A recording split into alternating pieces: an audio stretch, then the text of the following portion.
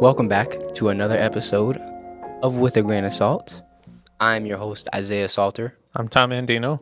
and we appreciate you tapping in yet again for another week.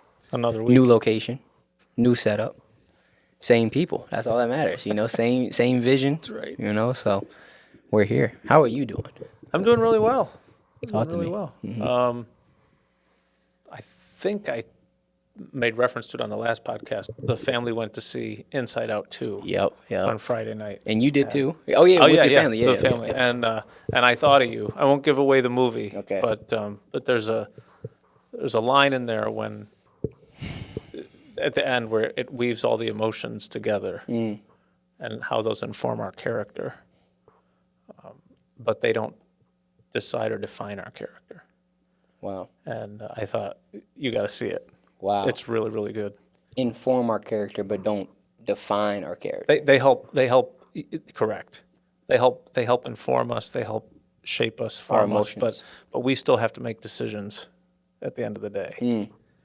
That they don't control us. They could, but we have to bring all of who we are as we grapple with them. Wow. Yeah.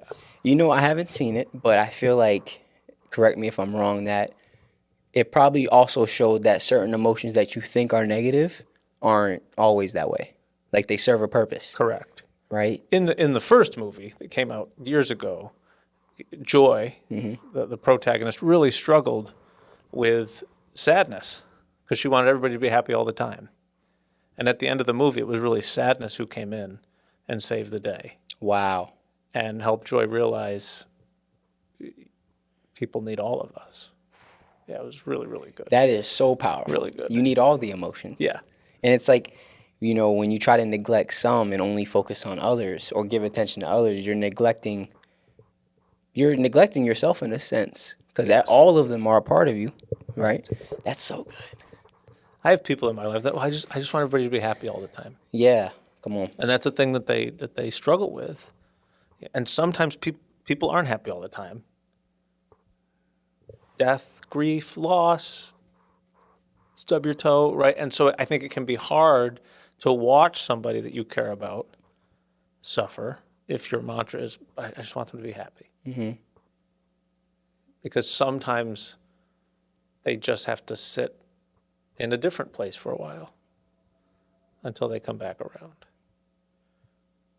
So trying to help people sometimes just, and you and I have talked about this, sitting in whatever the other feeling is with them and not doing anything. Yeah. Just be there. It's so hard to just be there, but most of the time that's enough. I think that happens a lot when people go to calling hours or a funeral. We're really uncomfortable. I don't know what to say. That's what we talk about last time. We make it all about us, right? I don't know what to say. Yeah. They will remember that you were there. They probably won't even remember what you said to them. But they'll remember that you were there. People remember how you make them feel, not what you say. Right. That's good. Yeah. That's good. You said something that I've been thinking about now. You just said something about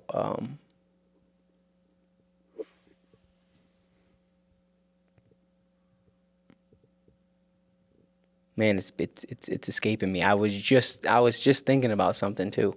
It'll come back. Yeah, I think it was just about something along the lines of the emotions and stuff like that, and dealing with that. But yeah, that's very true. Oh, happiness. That's what it was. I realized, I think you ask people, what's your goal in life? I just want to be happy. It's funny because when I stopped searching for happy, I became more happy, just organically. And I think it was a shift from, I'm not really trying to be happy all the time. I just want to be at peace. Right. And I feel like peace is kind of the central emotion or thing that connects all the other ones. It's like, if you wake up tomorrow and your dog died, you're not going to be happy. Right. It's a fleeting emotion. It comes and goes. You're going to be sad. If you go to the amusement park with your family, you're going to feel joy and excitement. If you have to go to a funeral, like you said, you're going to feel grief and sadness and sorrow, right? But the thing about peace is peace can sit in all of that. I'm at peace with my life. I'm at peace with what comes and goes. You know, I'm at peace with understanding that are exactly as they're meant to be. I'm at peace with myself. You know, I'm at peace with letting go of certain people and certain things. I'm at peace with understanding that death is a part of life. You know, I'm at peace with all these things. Right. And for me, you know, really finding that inner peace and embracing peace has helped me tremendously, because now you're not always trying to cling to this attachment to want to be happy all the time, because it's just not realistic. And that's what causes a lot of misery. Always trying to be happy. Always trying to be happy, you know? You bring up, and my mind went to the place where I think it would be good to talk about. I think we know this, but I think sometimes we often don't know it, that it's okay to feel more than one emotion at the same time, especially when they're in conflict. Right? If you have a personal record in a basketball game, you feel really good for you, but what if you lost the game shot? Right? You're probably angry and frustrated, and most of the time that will take over the emotion that I hit a personal record or personal best. It's okay to, you know, often we get a new job, right? So we're excited. But we might be nervous, we might be scared, we might be anxious. Maybe you're happy because you have a job, but angry because it wasn't the job that you really wanted, right? And it's okay to feel more than one emotion at the same time in the same situation. But I think trying to live with gratitude can help reframe that. You talk a lot about gratitude. I think if you don't live with gratitude, I think then entitlement sets in. And that is so toxic, where nothing's good enough ever. But if you can reframe a situation and try to find, and it's an exercise. Absolutely. I don't know if we talked about this on a podcast yet, but it can be a real exercise to shift whatever you're going through into a positive. You know, if you come home and the kitchen's a mess, your first reaction might be, I want to yell at what's going on here? And your daughter's looking and say, well, I was making a cake for your birthday, right? Or I stepped on a Lego. Wow. That hurts, but it means my kids are close by. You know, when I'm in Florida and I probably eat too much and my clothes don't fit, it means I have enough to eat. Some people don't. Wow. Right? And to go through that exercise, right? I saw somebody do this once and they said, you know, that screaming baby on the plane. But I'm thinking, how can that be good? And she goes, well, today it's not mine. Right? Like, it's a real exercise in mindfulness, and not to put rose-colored glasses on and to be Pollyanna about it. But when you can, try to find gratitude so that anger and resentment and anxiousness don't take over.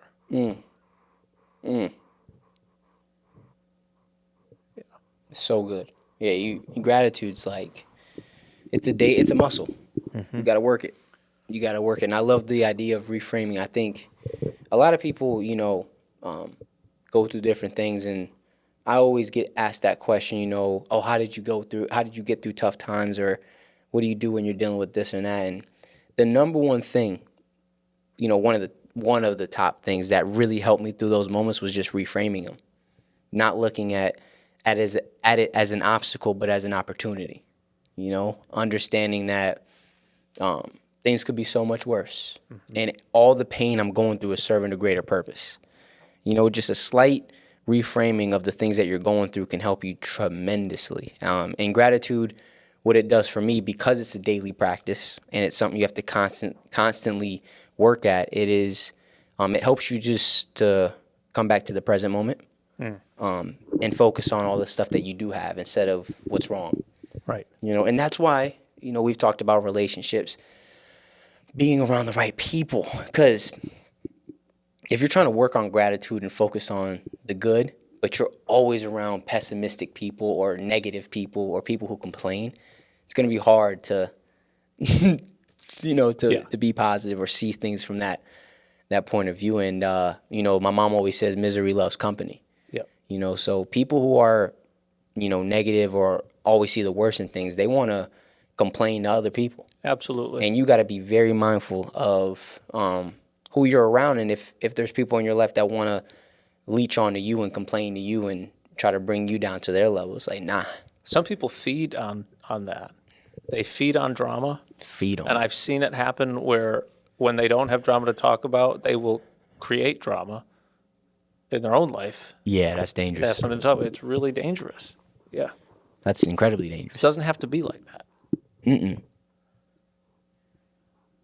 But it's not easy to break a cycle. If that's your default, Right.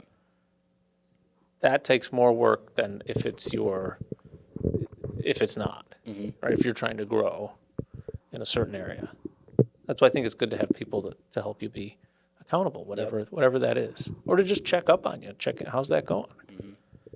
By you coming to me and asking for advice, now I think you've given me permission now to follow up on said thing Yeah. at a later point. Make sure that you do that. If you're somebody trusted with that, don't think, well, we talked about it once and it's over. I mean, make sure nobody else is around or what, right? But be mindful of the boundary they've created. But don't be afraid to engage that topic again, because the other person's going to be really touched that you even remembered they shared that with you. Yep. Because life goes on and everybody gets busy. Yep. I think also another thing that affects a lot of people is they're clinging to the easy route or to wanting things to always be comfortable. And Denzel Washington had a quote that hit me deep. He said, "Ease is a greater threat to success than failure." And it's so true. I think this want to always, take the easy route for life to get easier. It's like, don't pray for an easier life. Pray for strength. Don't pray that the fear isn't there. Pray for courage. You know what I mean? Because these things are a natural part of our human existence. It's going to happen. You're going to experience fear. You're going to, go through tough times. Don't pray that these times don't happen. Pray for the strength to get through them.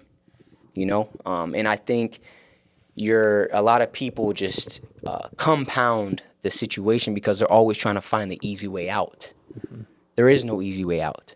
And if you do take the easy way out, you're going to end up having a harder life down the road. And reframing how you look at discomfort, reframing how you look at struggle. Really, I always say this to people, think about all the dreams and visions that you really have for your life and the person that you want to become and all these things that you pray to God for. Do you really think that it would be easy to achieve those things and to become that person? You got to really sit with yourself and ask that. Is this supposed to feel good all the time? Is it supposed to feel comfortable? Am I not ever supposed to be faced with any type of hardship? Right. Because it's like when we face the first, struggle or moment of hardship, it's like our whole world is over and we don't know why this is happening. It's like, what do you mean? It's crazy. It's like you prayed for this. Yep. Yeah, you prayed for this for real. Yep. You asked God, I want to live out my purpose. I want to become the best version of myself. And now when the struggle comes to prepare you for that, to get you to the next level, you like, why is this happening to me? I'm like, yo, come on. Be And I've careful been what you there. pray for. Yeah, I've been there. Come on now. Because it either works or it doesn't, and I believe that it does. So be careful what you pray for. That's good. Yeah, and take the time along the way to celebrate what you've worked for. I had a former student on their own just texted me today, and shared with me something that has happened there in law school now. A very good thing, and it was one of their goals that they had set last fall when they went to law school. This was the last one that actually happened. And I said, you should celebrate this today because you're caught in between these goals that you set and hard work that you did. And because this thing has come to pass, There's going to be harder work ahead. But take a little bit of time today, whatever that looks like for you, right? Go for a walk, treat yourself to something you never eat. Like, wow, I worked and I did that. Because so often we set the goals and it comes to pass, and then we're right on. We don't even think about it because we're on to the next thing. Always. But when the goal doesn't happen, we sit there for months in agony and stew about something that didn't come to pass. But when it does, whatever that is, you finally got your first car, your first apartment, or you worked for that. Don't be prideful, but just sit in that in-between moment for a second. Come on. And then, okay, where do you want to go now? Did you believe that you would hit this goal? Where do you want to go now? Because we're not done. Right. Right? Like when I went to the gym today and she's like, try this 15-pound. I'm like, that's too light. Try the 25. Too light. 35. She's like, oh, okay. Like, let's do that. But I can't stop. Oh, I hit 35. I'm done at the gym forever for the rest of my life. No, like we keep growing. So good. I'm not setting out to I can't wait till I hit 50, but Yeah. if that comes, great. Like just keep showing up. And there's a big difference between being proud of yourself and being prideful. Absolutely. It's a big difference. And people have a real tough time patting themselves on the back for the things that they've been able to overcome. And you should be incredibly proud of all the work and things that you've been able to face and overcome in your life, and the places that you've been able to go, the goals you've been able to reach, the achievements that you've been able to achieve. Like, you should be proud of that. That's not being prideful. Right. That word, I just have such a problem when I hear that word. It sounds so patronistic to me sometimes, proud. I say, I'm so proud of you, right? Like, it sounds so like I'm some old guy, right? And I had my friend Jake, who I talked about last time, he sent me a text once, and I don't know what I was going through. But he said, I'm really proud of you, and not because of what you're doing, but who you are continuing to show up as through the doing. And that has stayed with me all this time. That his care, concern, his love for me is not conditional because I did this thing. But so often we hear that in context of a graduation or some big achievement. I'm so proud of you. I'm not more proud of my daughter because she gets a 90 on today's Regents or a 95 or an 80. Wow. I'm proud of her because of who she is.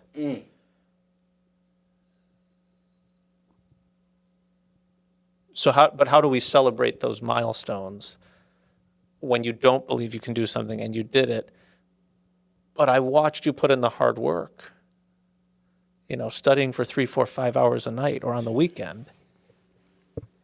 This isn't magical. It didn't just happen.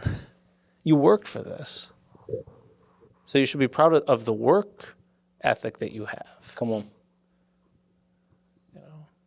on. That's so good. Being proud of who somebody's become, not of what they've done, like what they've attained or what they've achieved. No, I'm just proud of you becoming this person. I'm proud of the resilience. Right. I'm proud of how your character has been developed. Right. I'm proud of the compassion and empathy you show others. I'm proud of how you show up for people and for yourself. Right. If you're a starter on the basketball team, you set that goal, and now it's come to pass. You have all these fans all of a sudden. Right? I'm so proud of you. Oh my God, right? Yeah. And I look at that and I think, man, I'm really proud of him for the days that he went to team lift when he just didn't want to. Absolutely. Or when he persevered through an injury and he had you want to sit for a while? No, I'm going to finish this game. We got 1 minute left. Right? You persevere. That you keep Okay, right? Yep, we lost that last game. I got to move on to the next one, right? You didn't let yourself fall victim to yourself. That's what I'm proud of. But that's what we talk about sometimes, and I think sometimes on podcasts, right? People see one thing. They don't see the whole part, right? And so I asked people, is it hard to be you? Right? Because you make it look easy. For all of us who want to be the best version of ourselves, man, Isaiah has this all figured out. When in reality, Yeah. you're like, I don't have it all figured Nah, out. definitely not. That's You why know you and I that. meet. That's why Yeah. we talk about it, Yep, right? yep. But don't think you have to have it all figured out. Life is a journey, Come on. you know. And there's the older I get, the younger I was. It was just all about the destination. I want to be in Disney World. But the older I get, taking a road trip with somebody, I don't care where we go. Wow. It's the adventure of the getting there, the conversation, the detours, right? That's the stuff you remember, right? Stopping at a gas station because your light's on and it's this place you've never been, and you find, man, they have chocolate-covered hot dogs. You want to try that? That sounds pretty right. Whatever. That's the memory you remember. Where did we even go? Where were we going? Right. Right? Like, You get so caught up Live in the the journey. That's beautiful. live the journey. The journey is the reward.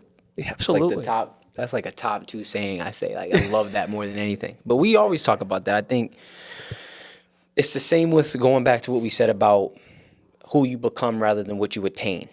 You know, when you're focused on, when you're a goal driven individual, like I got to get to this destination or achieve these things, then you're way more focused on getting something. When you embrace the journey, it's like, who can I become throughout this journey? What can I experience? What can I learn? How can I grow? Right. You realize that you get so much more out of the journey than you do out of any destination. And that's what I tell people all the time, man. It's like, oh man, I feel like such a failure because I didn't achieve this thing, or man, I feel like I'm not good enough because I didn't get this, whatever it was, right? And it's like the fact that you were even willing to put yourself out there and go down that journey, that's actually the prize. You know, the fact that you really had the courage to say, you know what, I'm going to go on this journey. I'm going to put myself out there. I'm going to take the risk. I'm going to jump. You know, that right there, you already won. Whether you achieve the thing or not, that's just the cherry on top. You know what I mean? Like imagine only getting a cake to eat the cherry on top. Nobody really cares about you know what I mean? It's like, yeah, it's nice to be there, but I'm there for the cake. Sure. The cake is you putting yourself out there and saying, you know what? I want to become the best version of myself. I'm going to embrace this journey. I'm just going to go for it. Okay, cool. It don't work out. It's okay. Because it really did work out by you putting yourself out there. And you get so much more out of that. And I think that's the importance of just embracing the everyday journey. Taking it one day at a time. Right. One day at a time, one moment at a time, one step at a time.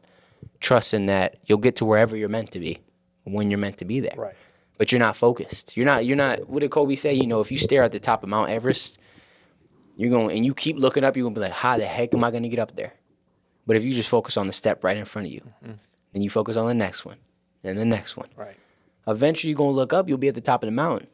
But you would have been so present and embraced the journey and got so much out of that, that when you get up there, you're like, yeah, this is cool, but man, that journey was something serious, you know? And so the journey is the reward. And who comes alongside you Yeah. on the journey, and who do you come alongside?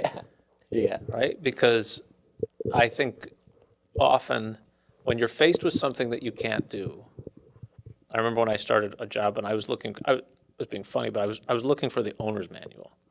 When I get a car, I actually read the whole owner's manual. I'm one of those guys. Okay. And of course I couldn't find it. Yeah. And I remember saying, God, if you're not going to give me the manual about how to do this, you got to send me people. And he did.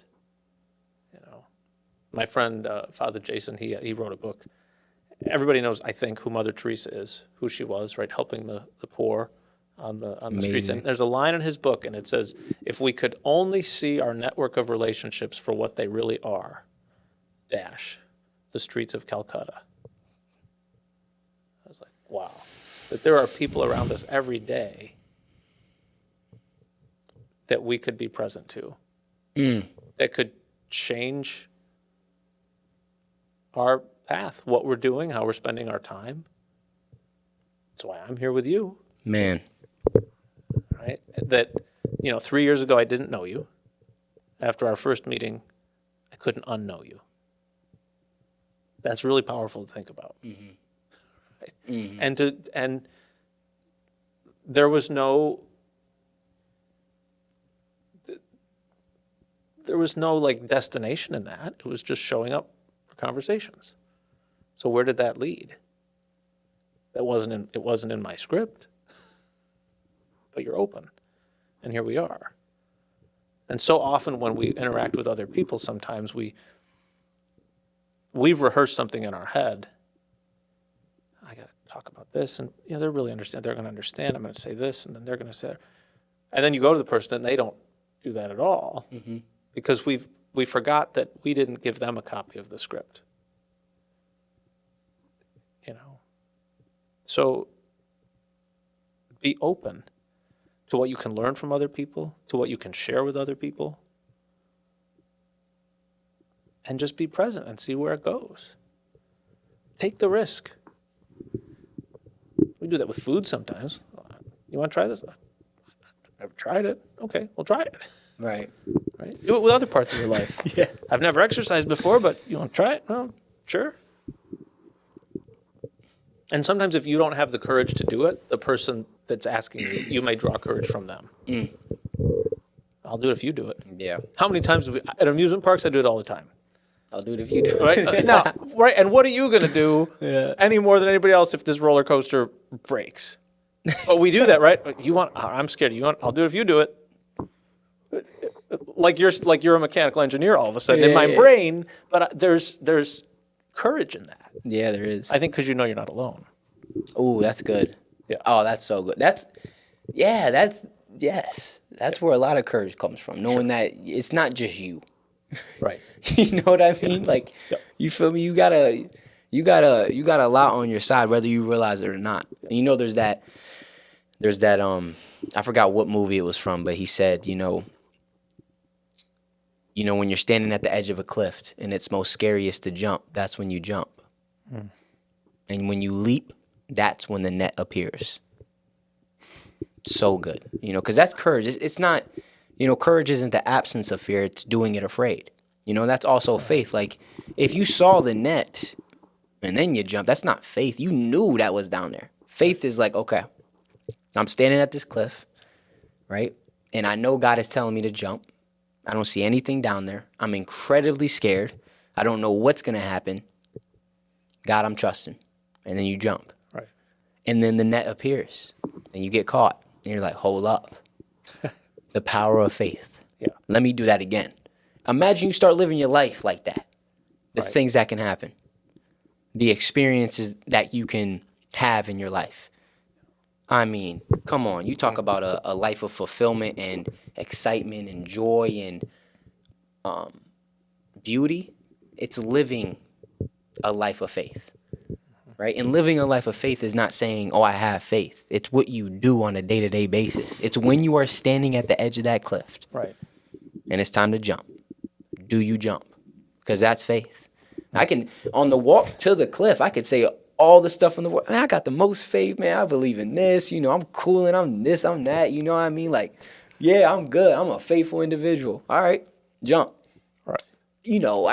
I thought it would be like, man, come on.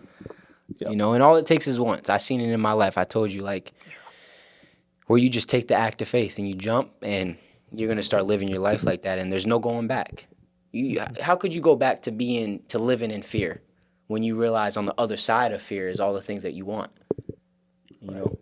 It's like, we getting deep. It's like people think faith and fear are separate. It's like, no, they're really not.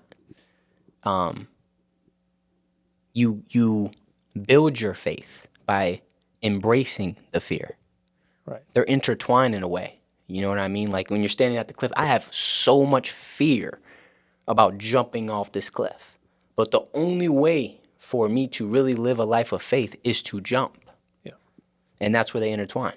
So now you do it, and what it does is it reframes the way you look at fear. Right now, for me, if I'm being completely honest, I still have certain things that scare the heck out of me, but it's like when I feel that fear, I almost get excited because I know it's like, ooh, here's another, act of faith coming. This is how I can live out what I actually, say, in a sense. And I know that on the other side of that feeling of fear and putting myself out there is like the best things in life. That's deep. Yep. I never thought of it like that, but that's what these combos do. Faith and fear together. Nobody ever thinks it like that. No. I never did until this point. I think in the Christian tradition, I mean, when Jesus is in the garden, he knows what's coming. I'm pretty sure he was a man of faith. But the scriptures say that he sweat drops of blood. Because I think he was afraid. He knew it was going to hurt a lot. But he went through it. And he kept going. Like he stayed on mission. You think about that. What's your mission statement in life? What's your calling? How do you live that out and stay on that path, even when it's hard? And people will come around you who want to detract from that, or lead you down another road. Yeah. Because when you start really living in faith, you show the people who lack it that area in their life. It gleams. They say like when you're truly confident in who you are, it makes people who aren't that insecure, and they want to, or their insecurities come out, and so they want to project that onto you so that your light isn't discomforting to them. They want to bring you back down, so they'll call you arrogant. They'll say you're prideful. But in reality, it's just because you're so confident and you're walking in your truth, that makes them realize that they're not doing the same. And it hurts to see. Right. It hurts to see. Why do you think darkness scatters of the flick of a light? They don't want to be around that. It's not comfortable around the light. Right. You could be in a pitch black room. If I turn my phone little flashlight on, the darkness will scatter from that spot like it's like you just turn it on and roaches just went all over. You know what I mean? Seriously. Yeah. And it's the same in life. Like when you are really operating in love and light, in your truth, confident in who you truly are, there's going to be a lot of people that do not feel comfortable being around you. But you can't allow that to change who you truly are or to waver off that path. Right. I think, when you look at who you are, get in touch with who you aren't, too. Be realistic about that. I'm not God. There's only one of him, and it's not me. In those moments where we're beating ourselves up because we're not perfect. Or, I'm not the life of the party. I never will be. It's not my gift. Right? It's okay. It's okay to not be. You have friends who can fill that role. Right? But if there are things that you are not that you want to be, put those in the middle and work on those. Come on. Right? I'm not a great cook. All right, but I'm gonna. This is not insurmountable. I'm gonna work on that. Yep. Okay. You can work on that.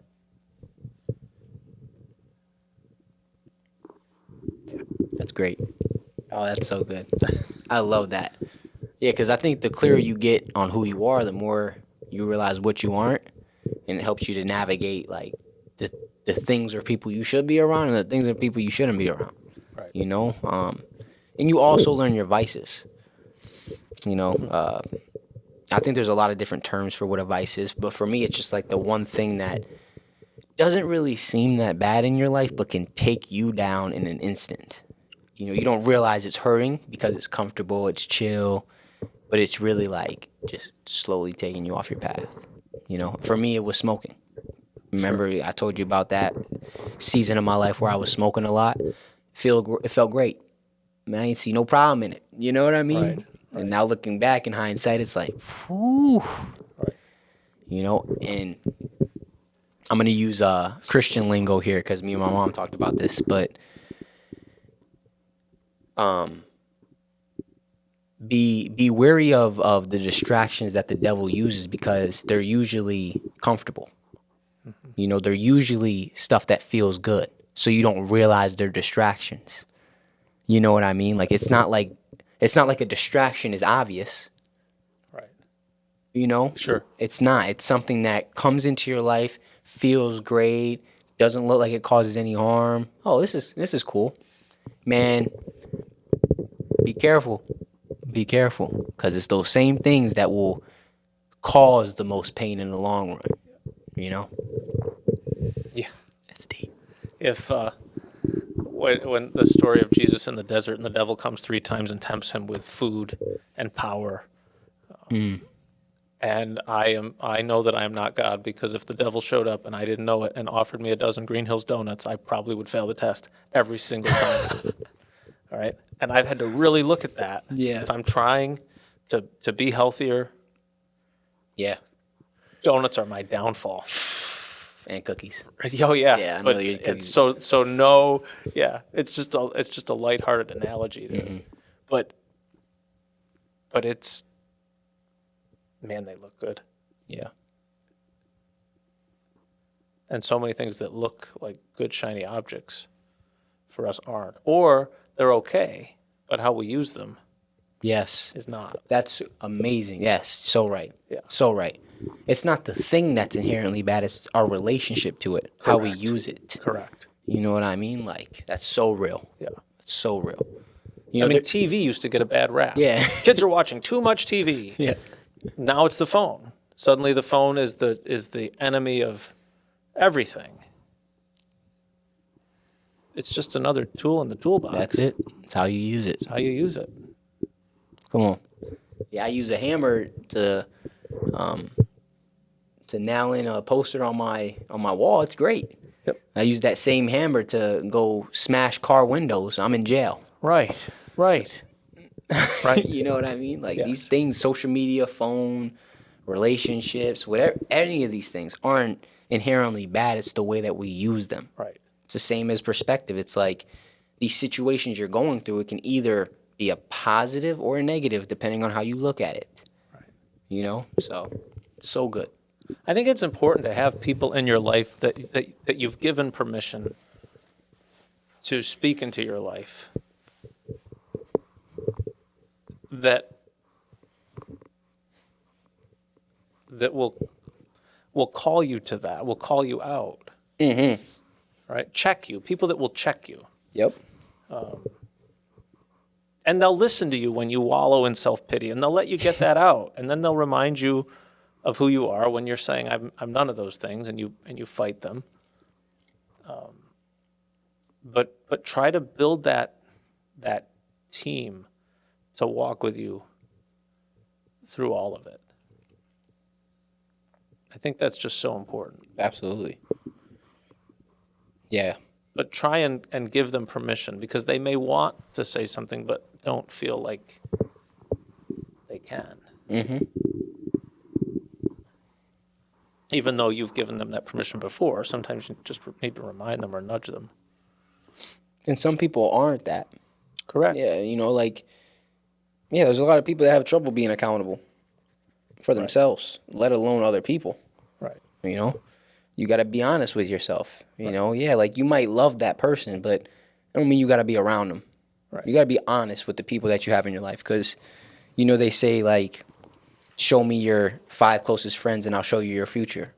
Yeah. I think it's the truth, because I've seen a lot of people, whether it was high school or my early years of college or whatever it is, like, stay around the same people, and they all just are doing the same kind of stuff, just in a different way. And I'm like, man, like, because y'all or you stayed around that group of people, that's why you ended up where you are. You know what I mean? And it's like, you got to be so mindful of who you spend your time with.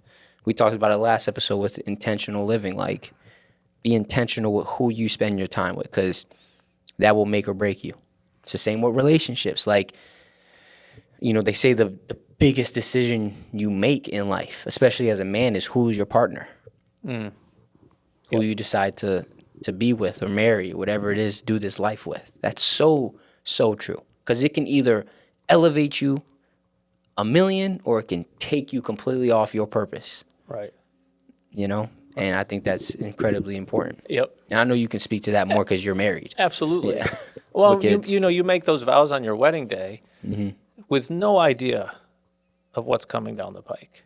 And it sounds great, like a Hallmark card. I promise to be true to you in good times and in bad, in sickness and in health, and love you and honor you all the days of my life. When my wife and I got married, we memorized our vows. Normally, the minister will ask you, you just repeat after me. I, Tom, take you, Lisa, take you, Lisa. I said, I don't want to do that. If I'm making you this promise, I'm going to make it.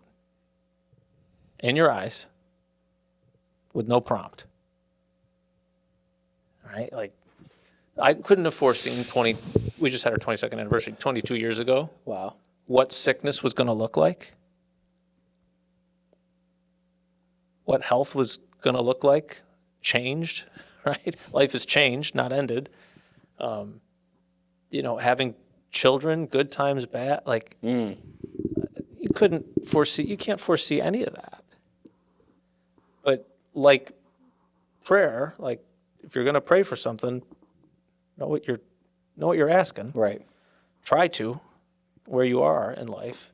But if you're going to make a promise to somebody, make it. I think I don't know if that's like one thing, like I've always told people, whatever you want to talk about, you can talk about. And I look back, I've done this ever since I was in high school. And I knew that so often people would open up to somebody, because I would hear stories, but they didn't want to talk about it. Or I told them this thing and then they were gone from my life.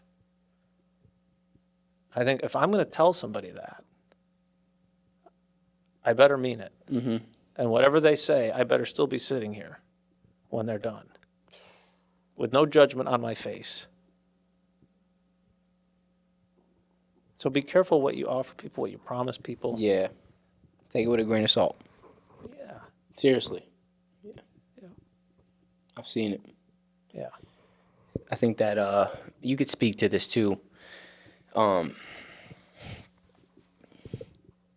The importance of commitment to a relationship or to a promise, right? I think a lot of people in relationships rely on the feeling of the love, the honeymoon phase. It's great. If you don't have commitment, it's going to die off, right? The commitment, like you said, good, bad, or indifferent, ups and downs, that's what keeps us together. And I'm sure you can speak on or attest to, y'all probably didn't always feel the same way y'all did on y'all wedding day or when you guys first met. Right. There was probably times in your relationship where emotions were great and other times the feelings were a little, having a disconnect or you guys are dealing with something. You guys stuck it through, but yeah. I think one of the things is do you still respect the person?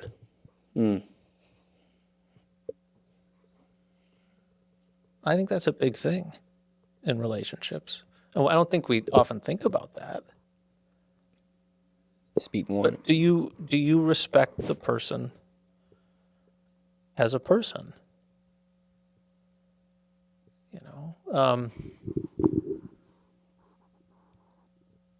Yeah. Because if you don't, then I think some of that fighting comes from they're wrong all the time. You don't understand. I do all these things. It becomes like scorekeeping in the relationship. You're a team. When you said I do, you ended. We began.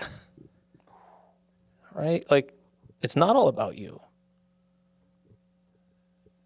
And I think sometimes the transactional nature of our society has lessened what it means to be in relationship with other people. And I know people have different financial means. I'm not criticizing that. I remember working at the ice cream store. These two friends would come. Back then, a small cone was 95 cents. They would come every day, like around noon. And they would both have $1 in their hand. And they'd say, we want a small cone, 2 small cones. We're paying separately, and we want the nickel back. I already know what it is. Okay. And I remember Okay, I remember calling my friend Scott, my college roommate, and I told him this story, and I said, Scott, when the day comes that I can't buy you a 95-cent ice cream cone, we need to look at this relationship. Yeah. Because the people in our life will take the things that are hardest to give. Our time, our energy, our compassion, our empathy, but they'll fight us over a check at a diner. I don't want to do life like that. Right? I don't want, that's me, right? I don't want to have the marriage, well, you know, I paid the mortgage this month and you only bought the groceries, so you live here? We both live here? You're both eating? You're a team. Wow. But you have to respect the person that you made a commitment to.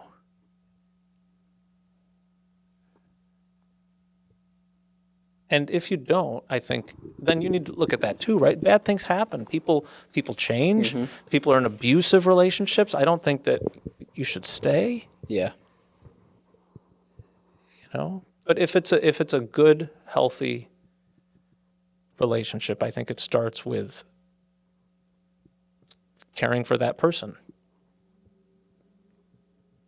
Sometimes at the expense of yourself. That's what we do when we have kids. I don't want to get up at 2 a.m. and feed the kid. But I knew going into this, having a kid, we'd have to get up at 2 a.m. to feed the kid. Yeah. Right? Wow. You knew that ahead of time. Wow. Yeah. Now, sometimes we're not good at that. I remember when my wife was delivering or giving birth to our oldest, I wasn't thinking. She really wanted kids. She wanted kids so bad. And we're in the hospital and she's in pain. And she's like, this really hurts. This really hurts. And I said, but you knew it was going to hurt, right? Not what you should say to your wife when she's in labor. I learned that the hard way. But to me, it was just like, well, I wasn't thinking. I was like, well, didn't you know that? Sometimes we want things, but we don't. Yeah. We aren't. We know what the consequence is, pain, but we don't really think about that. We just think of the joy of childbirth, and so yeah. Needless to say, we did go on to have another child, so we're still that's together, funny. right? But I remember that's a core memory of our marriage that we laugh about. I laugh about. I don't know if my wife laughs about it, but That's you funny. knew it was gonna hurt. Oh man, I think there's 2 things I want to touch on. The first was the respect and removing the you and making it we. I think something we've talked about is, you know, my view of, you know, especially in a relationship, like I'm not trying to get the woman to fall more in love with me. I'm trying to get the woman to fall more in love with themselves. Because in return, their capacity to love grows, then they can love me better. But what that does for me is it removes me out the equation. How can I help this person? How can I care for this person? How can I show up for them? So now I'm focusing more on, you know, approaching it from the standpoint of I want to help you become the best version of you. Because I understand that's really what's best for this relationship. And if you have 2 people doing that, she's trying to get me to fall in love more with myself, and I'm trying to get her to fall more in love with herself, the love in that relationship is gonna, whoo. And then you're gonna be being able to, that's where the respect and the commitment and the care and all the other things that come from that love, you know, flourish. Right. So I think that's important, really trying to make the other person fall more in love with themselves, and understanding that in return, they will love you more. And then you talked about, this is whether you, I know you're not as on social media as much as I am. A huge topic that's going on right now all over, you know, TikTok and stuff. And I'm very mindful with how much I intake, but I see it is the idea of 50-50 with everything. But majority, a lot of people are fighting over this 50-50 finances and stuff. And I'm just going to be honest, from my perspective, I think knowing where I'm at in my life, there's a big reason why I'm not in a relationship, because obviously my priorities are, you know, the things that I feel like are my purpose, the brand, different things like that. You know, really trying to pursue my passions. And I know who I am as a man. Like, I want to be able to provide in all areas, Yep. not just financially, but emotionally, spiritually, mentally. You know, I want to be able to provide all that. And so, understanding who I am, I know it's just not in my best, you know, interest to even try to get in a relationship right now. But I think depending on the type of relationship and what's the dynamic of that 50-50 thing or 100-0, whatever it is, can change. You know, that's how I see it. But I think just there's a lot of people that have this entitlement, like, I'm the woman, he needs to pay for everything, I'll do everything else. Or, you know, the man's like, you know, no, we need to go 50-50. I need you to do this, do that, whatever it is. It's like there's people on both ends of the spectrum. So speaking to somebody who's married, has 2 kids, 22-year anniversary, I mean, you guys have obviously done something right. And knowing both of you and knowing your family, I know you guys have a good relationship. So speak on that from your perspective and maybe give some insight to people watching into social media that however they could take that. I think it's the average when people talk about 50-50. And I think, are there goals and dreams as a couple that you want to fulfill? And are the goals and dreams that you have as individuals, are any of those in conflict or complementary to that? So that you're working together, but not neglecting your own needs too, but that you're talking about that. You know, that if we really want to go to Alaska. All right, well, that's gonna cost money, right? So how do we save for that? Is that in the budget? Are we able to do that while you're still taking your yoga class and I'm still going to the gym? Like, let's look at that. Is that jeopardizing the children's college education fund? Like, be open to that, right? And when it comes to the way that you care for one another, it's not. I mean, I can only speak from experience. I know that when Lisa was pregnant with our first daughter, she had to go on bed rest for a long time, and so she was still doing things, but more cautiously, right? So I don't even remember what I did because I don't think about it, right? If I probably didn't cook, but probably got food, right, and brought it in, or maybe did more cleaning. I don't know. When I was out of commission for 4 weeks because my back was broken 3 years ago, my wife and girls were doing a lot because I literally couldn't move. You know, so so in that moment, it was not a 50-50. It might have been a 90-10. Yeah. Or not even close. I mean, I couldn't drive. I couldn't walk without somebody helping me. That's really good. It's really good. So it's not 50-50. And people talk about work-life balance. On any given day, one of those may be out of whack. When I was working at the college and at my other job at the church,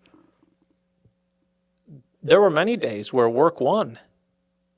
But when I would try to be home when the girls were home from school or over the summer or on vacation, right? If I'm clocked out of work for 2 weeks, like, now home is winning. You know, so just being able to be present in the moment. I often say, like, when I looked at my jobs, or, okay, who needs me most now?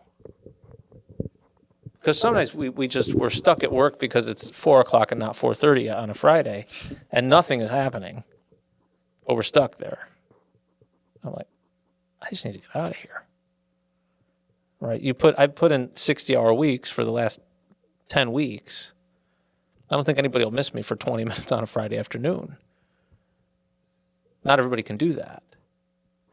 But to be mindful of that it's different math. You know, it's like God's math to me. When I had my first daughter, changed my life. And I kept worrying, because I'm a worrier, about the second one. Like, how am I going to divide the love and have some for this other one? Right? And God's math is, well, you don't divide it, you multiply it. But the human emotion, right? It's the 5 loaves and 2 fish. None of that makes sense to me. 5 loaves and 2 fish, and you feed 5,000 people. Like, I only have so much love to give. That's my human limitation. That's what I thought. I'm giving it all to this one. So if I give some to this one, she's lacking. It's not how love works. I learned that. God just multiplies it. Here's a little extra over here. Because the more it's like, the more you, if your cup is filled through the output of what you're doing, you are never going to run into a deficit. When things start to feel like work, start to feel like, but they're hard and not in a good way, that's when we start to get depleted. But when you're giving out of abundance, or you're just living with gratitude, often you're being filled up more than you're giving. I mean, it surprised me with all the meetings that I had with people, continue to have with people. I'm an introvert. I used to come home on Fridays totally exhausted. I'd go upstairs for 2 hours, just nobody talked. I just got to decompress. It's not that way at all anymore. The more people I talked to, somehow there was more capacity because I was doing what I loved. Even as I'm pouring myself out, it was changing me, filling my cup. Come on. So I wasn't operating out of deficit. You're operating out of abundance. Correct. And that's really the only true type of love. Is abundance love. You know, if you're overextending yourself and feel like you're depleting, then you need to. I don't think that's love. That's self-sabotage. You're self-sabotaging yourself. You know, and also you're not giving that person or that community or environment the best version of yourself by depleting yourself. You know. Oh man, that's so good. Going back to the relationship thing, because I think you said something. The way you're speaking about it is I think, a key piece that a lot of people miss. And you and your wife, when you guys were talking about these things, you guys were thinking long term, commitment. A lot of people are speaking in like now. You know what I mean? Like, that's a great example. Like, yeah, you can't predict that your back is gonna break. You can't predict that. You don't know exactly when you guys are gonna have kids, or when a certain catastrophe comes in your life, and maybe one person's out of a job, or something happens. Like, you know, we're not thinking about that. We just like, oh, 50-50 this. Well, it's not always gonna be the situation y'all in right now. Right. Y'all ain't always gonna be in the same exact place. So if you're thinking long term, I'm committed to you, then let's work on that along the journey. Yes, we want to have those uncomfortable conversations early and lay the groundwork for what this is. Yep. Right? If I am a man that maybe I can take all the load financially, let's make that apparent at the beginning. Sure. Right? But at the same time, if that's not the relationship, have that conversation and figure out what works between you guys. You know, because 50-50 for you and your wife is different than 50-50 for somebody else. So this idea, and that's what we do, we like to take one situation and categorize everybody under that one situation. If you're not doing this, you're wrong. Right. And that's where we talked about non-negotiables, or know your boundaries. Right? I mean, yes. if I met a girl and we're dating, and she's like, I want to have 8 kids. Oh yeah. I'd be like, okay, I don't think I'm the guy for that. I really don't, right? But so be honest so up real. front. Now, some people make that make that choice. The mom's going to stay at home. Maybe we're going to homeschool the kids. You've made those choices together, so you know. Okay, so dad's going to work. Then the pitfall is, okay, then we have to do a good job at home. So when dad's not there, the kids don't think, well, dad's an absentee dad. So deep. You know, mom has to be on that team. Dad's doing this so that we can provide this education, so that you can stay home with me, right? Because I'm not working. Teach children in a young age the value of money. Yes. I remember the first time, Carolyn, she's gone to Disney quite a bit. And one day she was at school, in elementary school, and she came home and she told us that she learned that some of her friends had never been to Disney. So we had a conversation about that. right? That it's expensive, it costs a lot of money. Mom and I both work. We make other sacrifices so that we can do that. But if you don't help them make that connection, then Carolyn could say, Dad just works too much. He's never here. Okay, your Dad does work a lot. Here's what is gained because of that. Here's what we give up because of that. Is that not working for you? Do you want to have some input in how we change that? Have that conversation. So real. Age appropriately. Yep. And don't think because you had it once, now it's over. When Lisa and I went on vacation years ago, it was our vacation. The first time we took Carolyn, it wasn't about us. I see parents melt down constantly. Saw one woman yelling at her son who was crying because his soda spilled. He's probably 3.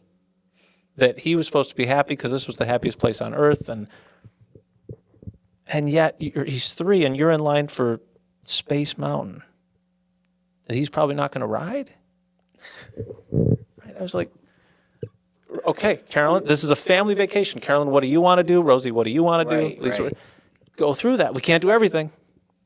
All right, we're doing that now with the girls. Well, I want to go here. I want to go here. I want to go here. Like, okay, we got to prioritize. Yep. Right. So what's the must do? What's the could do? And what's nice if we get to it? That's so real. Right. But age appropriate. Yeah. That's so good. I love that. And I think it's just the non-negotiables and understanding the dynamic of the relationship. Who are the two individuals? What do you both need from each other? And making that clear at the beginning, right? All right, if I'm a man and I do want to take care of you 100% financially, this is what I need from you, whether it's emotionally or at the home or whatever it is, right? Maybe that's not the case. Maybe it is 50-50 financially, and the woman says, okay, I'll help you with this, but I'm going to need this. Whether it's at the crib or I'm going to need the emotional stability there, and the man will pick up something. It's having those conversations and figuring out what's this relationship. Right. And that's where social media is dangerous. Like, stop living your life based off of what people say on social media. Right. Stop trying to imitate the relationships you see on Instagram or TikTok and thinking that's what you need for your life. No, figure out who you're with, right, and then figure out what y'all need. You know what I mean? And that's where, using it in the wrong way can be detrimental as far as social media. But no, I think that's beautiful. One more segment. You got anything on your mind? Do I? I'm going to go back to the very beginning. How was your week? Oh wow, dang! Look at that, man. That's our conversations. We just be getting into it. My week was good. It's been like 4 or 5 days since I last saw you. Yeah, it's been good. I think for me, just continuing to live my life without expectations has been something that I've been continuing to remind myself.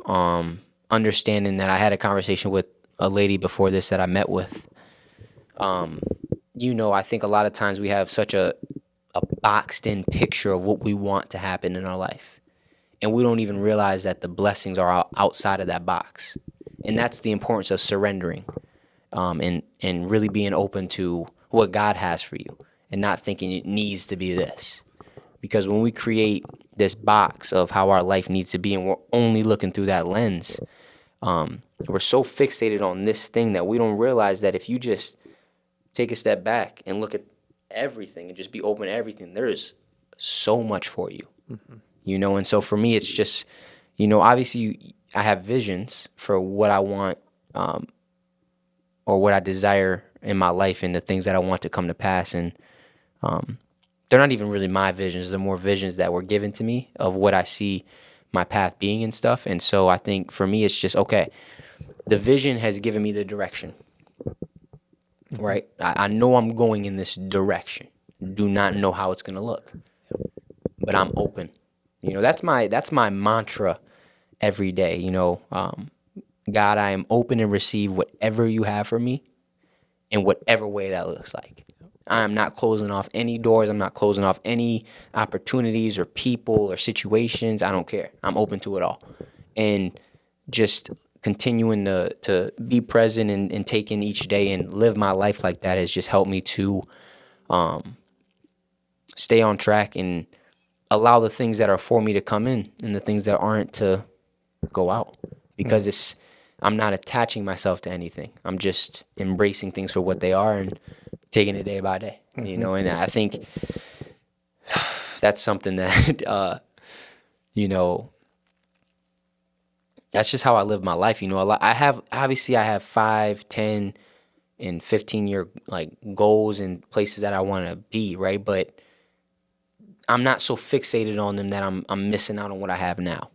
And, you know, I really do try my best to just live each day in that day. Right. That is it. You know, people be like, oh, you know, what's your plan? I'm really just trying to make the most out of today. Right. I'm gonna be honest with you. Yes, I want to achieve these things and continue to grow and stuff. But I know for me, the best thing I can do is make the most out of what's right in front of me right now. It's exactly what you started with, climbing Mount Everest. Come on. Right. Take that first step in front of you. Mm-hmm. You take the next step. By the end of the night, you know, maybe you've climbed halfway up the mountain. Yep. That you're doing that. Like right now, from 2 years ago, these ideas in your head, Mm-hmm. to action steps, to things that people can see and interact with, Yeah. and touch and wear now, right? And you're living it. You're doing it right now. You're living what will one day be a memory. Yeah. Like you're living a memory. Yep. That's so real. So like, yeah. you know, 5 years people say, Isaiah Waggle, how did this all start? Yeah. Whatever it is then. Yeah. And I think I want to go back to something just real quick. Yeah, Because talk to me. You know, we talk a lot about being the best version of yourself. And I think it's great when people want to grow and become better versions of themselves. But what I was so grateful to learn through the work that I do and did is that the person in front of me today, thriving, the person that I met 2 years ago, like that you today take nothing from that person. And I think so often people can look back and say, man, I can't believe I ever was like that or lived like that. Or I'm like, you were a pretty good version of yourself then. Yeah. You may bet you're a work in progress like everybody else. And so looking in the rearview mirror, you can see a lot of growth. Things you wouldn't go back to, that's great. But don't discount who that guy was. Because he's the reason you're here right now. Come on.